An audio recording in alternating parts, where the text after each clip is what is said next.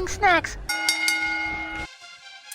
What's good, Loaded Snacks universe? Your boy Jokes is here. I got the homie Sin. I got Marcus. Welcome to the Finisher Podcast. This iteration now, we're gonna guys, we're just gonna be talking about different topics. So each one of us right now is gonna have a different topic that we're gonna speak on. At least for the sake of this first episode that we're doing this, we haven't told each other exactly what the topic we're going to be discussing now. So there's a small chance each of us may have the same topic. Let's be real here. I highly doubt it. But then there's I doubt it. We said let's have some fun with this and see how this goes. The year 2024. Are we looking at probably one of the greatest years to wrestling history potentially? Like, look at here, like in the past, mostly the only thing that we had to watch was either WWF, potentially, depending on how long you've been watching, or WCW.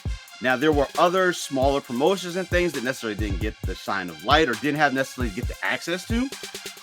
But today, like these time and days, we have tons of promotions. So obviously the big ones, the WWE, AEW, New Japan Pro Wrestling, Ring of Honor under AEW.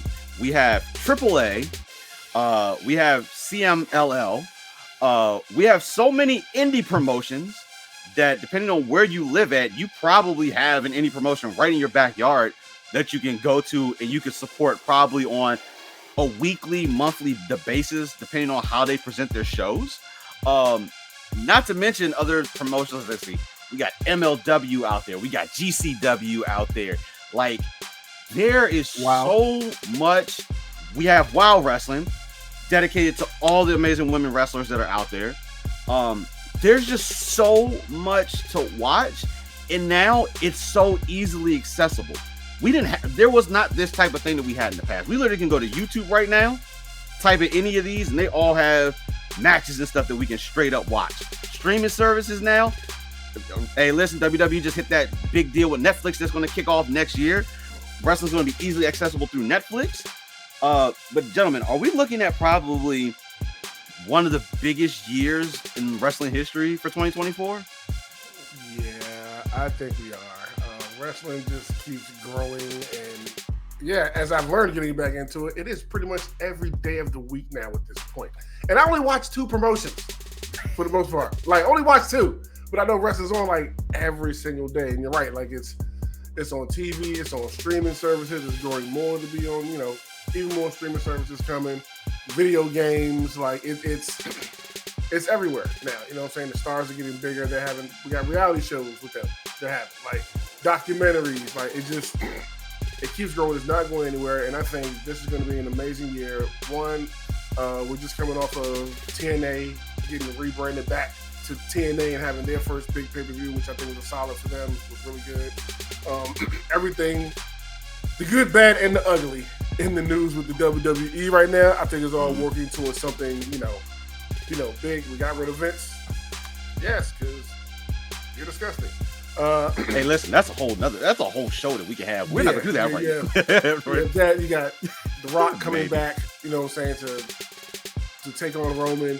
We got him just being pointed to the board of TKO. Like, there's a lot of big things happening. Will Ospreay is about to be in AEW full time. Like, it's going to be able to see him every week is going to be insane. It's something for us all to just treasure and get used to. But yeah, I think it's going in a positive way. And I don't see it slowing down anytime soon. I dig it. Where are you at, Marcus?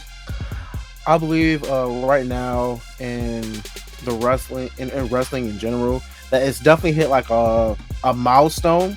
Mm-hmm. Like how we had 2K, like the whole like 2K era. I feel like this is going to be a fixed point in history as far as wrestling wise, where now we're seeing a lot more interpromotional access of sharing talent and superstars, and as time goes on, I feel like that's going to be a more staple thing of interpromotions, especially now with all of these streaming services how a lot of these promotions are going to streaming, I feel like that is a guaranteed way to cross promote a lot of shows and bring in extra revenue. And with that, we can get to see fan dream matches of like different eras. Like you can see people from AAA going against people in Impact. You can, or TNA as they're rebranded back, as it was just mentioned, or people from Ring of Honor go against someone from AAA. Like there's just, or GCW. Like it's just so many avenues. Think of it as like a face day night series of events. Like it's branched out everywhere. Convoluted. Or for the gamers, think of it like Final Fantasy and Kingdom Hearts. Like you're gonna dive in and you're just gonna be sent down a rabbit hole of choices. No, the anime reference was solid. Just said that we got anime as well. Say what we got in here for it.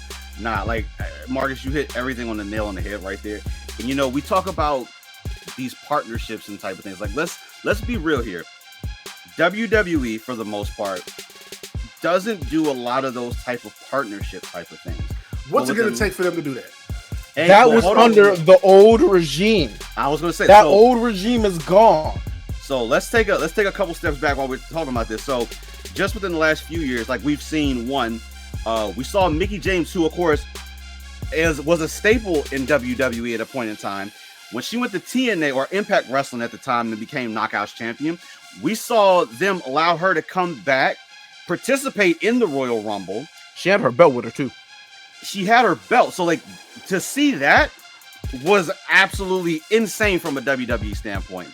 More recently, Charlie Dempsey, the son of William Regal, seeing them have him from NXT go over and participate within the All Japan Pro Wrestling was a huge thing. Now, granted, Charlie's not your Roman Reigns or Seth Rollins or anyone like that, but to have someone that is a solid wrestler, the son of a legend such as a William Regal, be able to go across the pond and compete in a Japan Pro Wrestling scenario is pretty crazy, especially from a WWE NXT standpoint. What's good, Loading Snacks universe? Did you think that was too sweet? Well, do me a favor. Like, share, and subscribe on whatever platform you're watching us on. And also, jump on over to patreon.com/Loading Snacks, where you can support us in everything we do and pick the tier of your choice. Much appreciated.